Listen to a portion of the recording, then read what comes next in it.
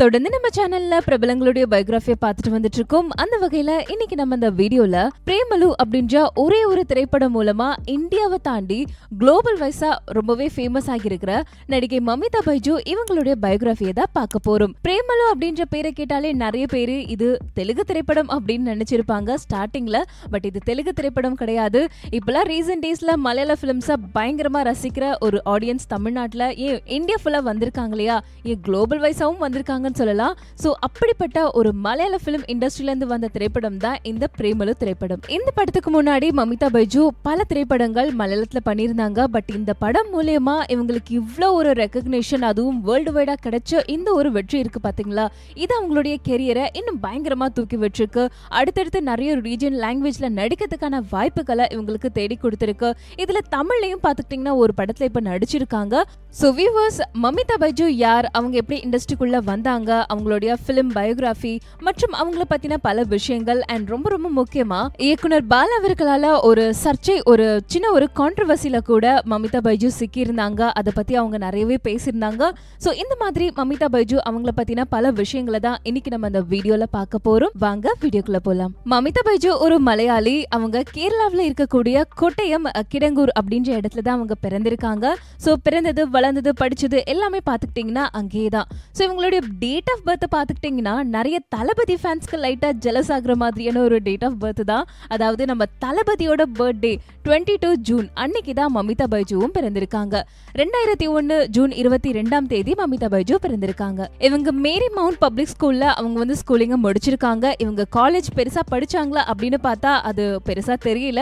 ஏன்னா இவங்க சின்ன வயசுல கிட்டத்தட்ட ஒரு 15-16 வயசு இருக்கும் போதே அவங்க சினிமாவுக்குள்ள நடிக்கிறதுக்காக வந்துட்டாங்க. 2017ல இவங்க மலையாள திரைப்படத்துல டெபியூ ஆகியிருக்காங்க. இவங்களுடைய அப்பா பாத்துக்கிட்டீங்கன்னா அவர் ஒரு டாக்டர் பைஜு கிருஷ்ணன். இவங்களுடைய அம்மா மினி ஹவுஸ் வைஃப். இவங்களுக்கு ஒரு எல்டர் பிரதரும் இருக்காங்க. அவங்களுடைய பெயர் மிதுன். இவங்க இப்போ ஆக்டிங் பண்றது மட்டும் இல்ல, கொச்சியில இருக்கக்கூடிய ஒரு காலேஜ்ல பிஎஸ்சி சைக்காலஜி படிச்சிட்டு இருக்காங்க. இவங்களுக்கு ஆக்டிங்ல இன்ட்ரெஸ்ட் அப்படின்றது அப்படியே நேத்து இன்னைக்கு அந்த மாதிரி வந்தது கிடையாது. இவங்களுக்கு சின்ன வயசுல இருந்தே ஒரு பெரிய ஆக்ட்ரஸ் ஆகணும் அப்படின்ற ஒரு ட்ரீம் இருந்திருக்கு. அதுக்கு ரொம்ப ரொம்ப முக்கியமான ஒரு காரணம் அவங்களுடைய ஃபேவரட்டான ஆக்ட்ரஸ், அதாவது நடிகை அசின். அவங்களுக்கு சின்ன வயசுல இருந்து ரொம்ப ரொம்ப பிடிக்குமா. சில பேர் ஏன் பிடிக்கும், எதுக்கு பிடிக்கும்னு தெரியாமலே ரொம்ப பிடிக்கும், சின்ன வயசுல இருந்து பிடிக்கும் அப்படின்னு சொல்லுவாங்க இல்லையா, அந்த மாதிரி தான் அசின் அவங்கள ரொம்ப பிடிக்குமா மமிதா பைஜுக்கு. மமிதா சின்ன வயசுல இருந்தே அசினை நல்லாவே இமிடேட் பண்ணுவாங்களாம். அவங்க பண்ற அந்த ஸ்கிரீன்ல பண்ற ஒவ்வொரு குட்டி குட்டி ரியாக்ஷனா இருக்கட்டும், அவங்க பண்ற அந்த சீன்ஸ், அவங்களுடைய ஆக்டிங், அது எல்லாத்தையுமே அப்படியே அதை பார்த்துட்டு அவங்க வீட்டுல மமிதா பைஜு அப்படியே இமிடேட் பண்ணி அப்படியே நடிச்சு காட்டுவாங்களாம். சோ இந்த மாதிரி சின்ன வயசுல இருந்தே பார்த்து வந்ததுனால இவங்களுக்கும் அவங்கள மாதிரி ஒரு ஆக்ட்ரஸா வரணும் அப்படின்ற ஒரு ஆசை இருந்திருக்கு. கூடவே நல்லா பாட்டு பாடுறது, டான்ஸ் ஆடுறது, நிறைய விஷயங்களை கத்துக்கிறது சினிமா ரிலேட்டடா. சோ இந்த மாதிரி நிறைய விஷயங்களை அவங்க சின்ன வயசுல இருந்தே பண்ணிட்டு வந்துட்டு இருந்திருக்காங்க. இவங்களுடைய ஆக்டிங் கெரியர் பாத்துக்கிட்டீங்கன்னா ஆல்ரெடி சொன்ன மாதிரி 2017ல சர்வபாரி பலக்கரன் அப்படின்ற ஒரு திரைப்படம் மூலமா மலையாள இண்டஸ்ட்ரியில டெபியூ கொடுத்திருக்காங்க. இவங்க எடுத்த உடனே பெரிய ஆக்ட்ரஸா நடிக்கல. கொஞ்சம் நல்ல கேரக்டர், சின்ன சின்ன கேரக்டரா இருந்தாலும் நல்ல ஒரு இம்பார்ட்டன்ஸ் கொடுக்கக்கூடிய ஒரு கேரக்டர், சப்போர்ட்டிங் ஆக்ட்ரஸ், இந்த மாதிரி தான் அவங்க ஸ்டார்டிங்ல நடிக்க ஆரம்பிச்சாங்க. ஹனிபி, தாக்கினி, Krishnam, Varathan, school diary and international local story, விரக்தி, kilometres and kilometres, operation Java, கொக்கோ, ரண்டு, சூப்பர் சரண்யா, பிரணய விலாசம், ராமச்சந்திரா போசன் கோ, அதுக்கப்புறமா அமைஞ்ச திரைப்படம் தான் இந்த பிரேமலுல ரீனு அப்படின்ற கேரக்டர். இப்ப பாத்துக்கிட்டீங்கன்னா மலையாளத்துல இருந்து தமிழ்லையும் அவங்க நடிக்க ஆரம்பிச்சிருக்காங்க. ஜிவி அவர்களோட பேர் பண்ணி ரெபல் அப்படின்ற திரைப்படத்துல நடிச்சிருந்தாங்க. நீங்க அந்த படத்தை கூட பாத்திருப்பீங்க. இவங்க கூடிய சீக்கிரத்துல தெலுங்குலயுமே ஒரு பெரிய ஸ்டாரா வரதுக்கு எல்லா வாய்ப்புமே இருக்கு. ஏன்னா பிரேமலு படம் பயங்கரமா ஹிட் ஆச்சு இல்லையா, அதுவும் அந்த படத்துல நிறைய சீன்ஸ் ஹைதராபாத்ல எடுக்கிற மாதிரி. பிரேமலு அப்படின்ற பேரே பாத்துக்கிட்டீங்கன்னா தெலுங்கு நேம் தான். சோ அதனாலேயே தமிழ்ல எந்த அளவுக்கு ஒரு வெற்றி அடைஞ்சதோ அதே மாதிரி ஹைதராபாத், தெலுங்கானாலயுமே இந்த படம் வேற லெவல்ல ஒரு வெற்றியை அடைஞ்சிருக்கு. இன்ஃபேக்ட் தெலுங்கு ஆடியன்ஸ்க்காக இந்த படத்துக்காக இந்த படத்தினுடைய வெற்றியை பாராட்டி ஒரு சக்சஸ் மீட் கூட நடத்தினாங்க. அந்த சக்சஸ் மீட்ல ராஜமௌலி அவர்கள் இந்த படத்தினுடைய காஸ்ட் அண்ட் க்ரூ, முக்கியமா ரீனு கதாபாத்திரத்துல நடிச்சா மமிதா பைஜுவா பயங்கரமா அவர் புகழ்ந்து பாராட்டி தள்ளி இருக்காரு. சோ கூடிய சீக்கிரத்துல அவரோட படத்திலேயே இவங்க நடிக்கிறதுக்கும் ஒரு பெரிய சான்ஸ் இருக்கு. அப்படி இல்லைனாலும் இன்னும் நிறைய டைரக்டர்ஸ் இருக்காங்க இல்லையா தெலுங்குல, ஸோ அவங்க எல்லாருமே கண்டிப்பா இவங்களை வச்சு ஆல்ரெடி புக் கூட பண்ணியிருக்கலாம். பட் அதை பத்தின பெருசா எந்த ஒரு இன்ஃபர்மேஷனும் வராம இருக்கு. ஸோ கூடிய சீக்கிரத்துல இவங்கள தெலுங்கு படத்துல நடிக்கிறதுக்கு நிறைய வாய்ப்பு இருக்கு. இவங்க நடிச்ச கொக்கோ அப்படின்ற ஒரு திரைப்படம் வேற லெவல்ல ஒரு வெற்றி அடைஞ்சது. அதுக்காக Kerala film critic award best supporting ஆக்ட்ரஸ்க்கான அவார்டை இவங்க வந்து 2022ல வாங்கியிருக்காங்க. ஸோ இவங்க மலையாளத்துல நடிச்ச திரைப்படங்கள்லயே ரொம்பவே அவங்களுடைய அந்த வெற்றி அந்த ஒரு வளர்ச்சியை காட்டின ஒரு திரைப்படங்கள் அப்படின்னு பாத்துக்கிட்டீங்கன்னா 2021ல வந்த ஆபரேஷன் ஜாவா, 2021லயே வந்த கோகோ அப்படின்ற திரைப்படம், 22ல வந்த சூப்பர் சரண்யா அப்படின்ற திரைப்படம், 23ல வந்த பிரணய விலாசம் அப்படின்ற திரைப்படம், அதுக்கப்புறமா அமைஞ்சதுதான் இந்த பிரேமலுல ரீனு அப்படின்ற கேரக்டர். சோ இந்த படம் பாத்துக்கிட்டீங்கன்னா வெறும் 3 கோடியில எடுக்கப்பட்ட இந்த திரைப்படம் 130+ அந்த கோடியை கலெக்ஷன் பண்ணிருக்கு. அது சாதாரணமான விஷயமே கிடையாது. மமிதா பைஜு அவர்கள் இப்போ தமிழ்ல ரெபல் திரைப்படம் மூலமா அறிமுகமாகியிருக்காங்க இல்லையா, பட் இவங்களுடைய அறிமுகம் பாத்துக்கிட்டீங்கன்னா முக்கியமா பாலா அவர்களுடைய திரைப்படம் மூலமா தான், அதுவும் வணங்கான் அப்படின்ற திரைப்படம் மூலமா தான் அது அறிமுகமாகியிருக்க வேண்டியது. பட் அதுக்கு முன்னாடியே ரெபல் திரைப்படம் ரிலீஸ் ஆகியிருக்கு. இன்னொன்னு பாலா அவர்களுடைய வணங்கான் திரைப்படத்துல இருந்து மமிதா பைஜு அவங்க வந்து பேக் அவுட் பண்ணிட்டாங்க. சோ இது பத்தின பல கான்ட்ரோவர்சி சோஷியல் மீடியால ஆல்ரெடி இருக்கு. இவங்க பிலிம்ஸ் எல்லாம் கொஞ்சம் கொஞ்சமா ஹிட் ஆகும் போது பாலா அவர்கள் தான் தமிழ்ல இவங்களை இன்ட்ரோடியூஸ் பண்ணணும் அப்படின்றதுக்காக தமிழ்ல நடிக்க வைக்க ட்ரை பண்ணியிருந்திருக்காரு. எப்போ சூர்யா அவர்கள் பேக் அவுட் பண்ணாரோ அந்த படத்துல இருந்து, அதாவது வணங்கான் படத்துல இருந்து பேக் அவுட் பண்ணாரோ, அந்த படத்துல உண்மையிலேயே நடிக்க இருந்த கிருதி ஷெட்டி அவங்களுமே கேன்சல் ஆனாங்களோ, அப்போ அருண் விஜய் அவர்களுக்கு பேர் பண்ணி நடிக்க வந்தவங்க தான் இந்த மமிதா பைஜு.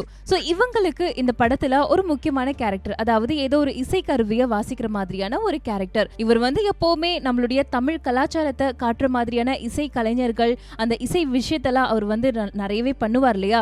சோ அப்படிதான் இந்த படத்துலயும் ஒரு விஷயத்த வச்சிருந்திருக்காரு. அது சோ அந்த இசை கருவியை வாசிக்கிறதுக்கு கத்துக்கிறதுக்காக மமிதா அவங்க கிட்ட சொல்லியிருக்காங்க. இவங்களும் அவங்கள புஷ் பண்ணி நிறையவே கத்துக்க ட்ரை பண்ணியிருந்திருக்காங்க. பட் ஒரு 3 அட்டெம்ப்ட்க்கு அப்புறமா அவங்களால அதை வந்து கண்டினியூ பண்ண முடியல, அவங்களுக்கு வரவும் இல்லை. ஸோ இந்த கேரக்டரை ஜஸ்டிஃபை பண்ற மாதிரி நாம இல்லை அப்படின்னு சொல்லி ஒரு சின்ன பிரேக் எடுத்துக்கலாம் அப்படின்னு நினைச்சிருந்தாங்க. அதுக்கப்புறமே இந்த படமும் டிலே ஆச்சு. இவங்களுக்கும் பேக் டு பேக் பிலிம்ஸ் எல்லாம் வந்ததுனால இந்த படத்துல இருந்து இவங்க பேக் அடிச்சுட்டாங்க. ஸோ அந்த ட்ரைனிங் இருந்தது இல்லையா, அந்த ட்ரைனிங் பண்ண அந்த ஒரு டியூரேஷன், அந்த டைம்ல பாலா அவர்கள் வந்து செல்லமா தட்டுவாரா, அடிப்பாரா, ஸோ இதெல்லாம் வந்து அவங்க ஒரு ரேடியோ ஸ்டேஷன்ல வந்து அவங்க சொல்லியிருந்தாங்க. இந்த மாதிரி ஒரு எக்ஸ்பீரியன்ஸ் எனக்கு இருந்தது, பாலா சார் எப்படி அடிப்பாரு அப்படின்ட்டு. அவங்க ஆக்சுவலி அவர் கேர் பண்ணி அடிப்பாரு அப்படின்ற மாதிரி தான் அவங்க ப்ரொஜெக்ட் பண்ணி பேசியிருந்தாங்க. பட் அந்த ரேடியோ ஸ்டேஷன்ல இருந்தவங்க பார்த்துக்கிட்டிங்கன்னா அது முன்னாடி பின்னாடி பேசுறதெல்லாம் கட் பண்ணிட்டு அவர் அடிப்பாரு, ஏற்கனவே அவரோட பேர் வந்து இந்த மாதிரி விஷயத்துல டேமேஜ் ஆயிருந்தது இல்லையா, ஸோ அதெல்லாமே சேர்த்து வச்சு அவங்க வந்து போட்டு விட்டுட்டாங்க ஒரு சின்ன கிளிப்பிங் மாதிரி ஒரு வீடியோ. அந்த வீடியோ பார்த்துக்கிட்டிங்கன்னா ஒரு பர்டிகுலர் டைம்ல பயங்கர வைரலா போச்சு. இதனால வந்து இவங்க தான் அவர் அடிப்பாரு அப்படின்னு சொன்ன மாதிரி ப்ரொஜெக்ட் ஆகி இவங்க உடனே பயந்து அவங்களுடைய சோஷியல் மீடியால அந்த மாதிரிலாம் எதுவுமே கிடையாது. இந்த படத்துல இருந்து நான் விலகினதுக்கான காரணம் நிறைய விஷயங்கள் இருக்கு. எனக்கு அந்த கேரக்டர் செட் ஆகலன்னு தோணுச்சு. அதுக்கப்புறமா எனக்கு நிறைய மற்ற படங்கள் இருந்ததுனால இந்த படத்துக்கு எனக்கு டேட்ஸ் கொடுக்க முடியல. அதுதான் மெயின் ரீசனே தவிர அவர் மேல இந்த மாதிரி எதுவுமே மற்றவங்க சொல்ற மாதிரி பழி போடுற மாதிரி எதுவுமே கிடையாது. என்னை அவ்வளோ அழகா ஒரு அப்பா மாதிரி என்னை கேர் பண்ணி பார்த்துக்கிட்டாரு, எனக்கு அவ்வளோ ஒரு சப்போர்ட்டிவா இருந்தாரு, எனக்கு வந்து செல்லமா தான் தட்டுவாரு. அதை தான் நான் சொன்னேன், மற்றவங்க அதை தப்பா பேசிட்டாங்க, தப்பா ப்ரொஜெக்ட் பண்ணிட்டாங்க அப்படின்னு சொல்லி சோஷியல் மீடியால அவங்க உடனே அவங்க வந்து அதுக்கு விளக்கம் கொடுத்தாங்க.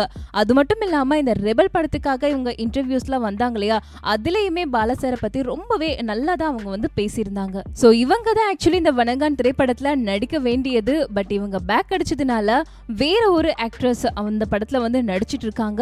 ஒருவேளை மமிதா அவங்களே நடிச்சிருந்தா இந்த பிரேமலு படத்தினுடைய வெற்றி அதுக்கப்புறமா அது அப்படியே கண்டினியூ ஆகி வணங்கான் படத்துக்கு ஒரு நல்ல ஒரு பிளஸ் பாயிண்டா அமைஞ்சிருக்கலாம். பட் அது அன்பார்ச்சுனேட்லி நடக்காமலே போயிருக்கு. சோ இப்ப பாத்துக்கிட்டீங்கன்னா மமிதா பைஜு மலையாளத்திலேயே பயங்கர பிஸியா இருக்கக்கூடிய ஒரு ஆக்ட்ரஸ், ஒரு லீடிங் ஆக்ட்ரஸா வளர்ந்திருக்காங்க. அண்ட் தமிழ்லயும் நடிச்சிட்டு இருக்காங்க. சோ தெலுங்குலயுமே பயங்கரமா பிளானிங் போயிட்டு இருக்கு. இவங்களுடைய இந்த பிரேமலு படத்தை நீங்க கண்டிப்பா பாத்திருப்பீங்க இல்லையா. சோ உங்களுடைய கமெண்ட் என்ன அப்படின்றத கீழே கமெண்ட் பாக்ஸ்ல கமெண்ட் பண்ணிடுங்க. இப்படி மொத்த இந்தியாவே இந்த படத்தை தூக்கி வச்சு கொண்டாடுறாங்க, அதுக்கு இந்த படம் வர்த்தா? இந்த படத்தினுடைய உங்களுடைய கருத்து என்ன அப்படின்றத கீழே கமெண்ட் பாக்ஸ்ல கமெண்ட் பண்ணிடுங்க. முக்கியமா மமிதா பைஜு அவங்களுடைய ஆக்டிங் பத்தியும் உங்களுடைய கமெண்ட் என்ன அப்படின்றத கீழே கமெண்ட் பாக்ஸ்ல கமெண்ட் பண்ணிடுங்க. இந்த வீடியோ உங்களுக்கு பிடிச்சிருந்தா லைக் பண்ணுங்க, ஷேர் பண்ணுங்க. தொடர்ந்து இதே மாதிரி இன்னும் பல வீடியோக்களை பார்க்க நம்ம சினி சமூகம் சேனலை சப்ஸ்கிரைப் பண்ணிட்டு பக்கத்துல இருக்க பெல் ஐக்கனை மறக்காம பிரஸ் பண்ணிடுங்க.